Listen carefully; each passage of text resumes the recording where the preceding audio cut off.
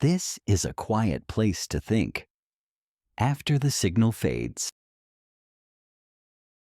There was a time when the internet felt alive. You could feel the presence of real people behind the screen. Imperfect grammar, strange humor, long forum posts written at 2 in the morning. Conversations wandered. Ideas took time to form. Not everything needed to perform. Today, something feels different. Posts are polished. Replies are instant. Engagement feels endless, but shallow. The internet still looks busy, but many people describe the same quiet feeling beneath it. People have a name for this feeling.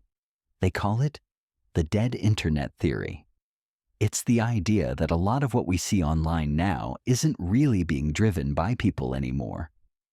Bots talking to bots, systems pushing content meant to provoke reaction rather than reflection. According to the theory, the internet didn't disappear.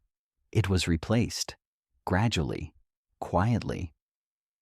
Not everyone takes the idea literally, but many recognize the feeling behind it. And today, bots really are everywhere. We don't always know if we're talking to a person or to something trained to sound like one. The responses arrive so quickly that they start to feel complete, almost too complete. In many spaces, bots are no longer just copying humans. They're learning from other bots. A copy of a copy of a copy. Not wrong, just diluted. Over time, something subtle starts to happen. Originality doesn't vanish all at once. It fades slowly, in a way that's easy to miss. But here's the deeper truth. Even without bots, the internet might have arrived here anyway.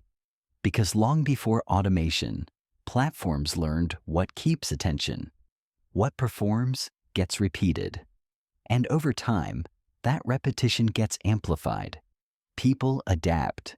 We learned how to fit ourselves into formats, how to speak quickly and clearly, how to sound certain, even when we're not. Bots didn't create this pattern. They simply stepped into it. That's why the internet can feel empty, even when it's full. Not because people are gone, but because expression became optimized. When every post sounds confident, every opinion feels finished. Every interaction starts to feel transactional. The human presence becomes harder to notice, not through absence, but through excess. Too much signal makes it harder to hear what matters. But meaning hasn't vanished. It's just shifted away from the loudest, most optimized spaces into smaller corners, slower conversations, moments that aren't trying to scale. A thoughtful comment no one liked. A video watched by a few thousand, not millions. A message written to be understood, not to travel far. These moments don't grow quickly, and maybe that's why they still feel real. Humans don't win by being louder than machines. We win by moving at a human pace, by lingering where algorithms don't look, by choosing resonance over reach. If the internet feels dead, it's not because meaning disappeared. It's because meaning doesn't perform well. And maybe that was never a flaw. The signal is still there. It's just quieter now, and it's waiting for those willing to listen differently.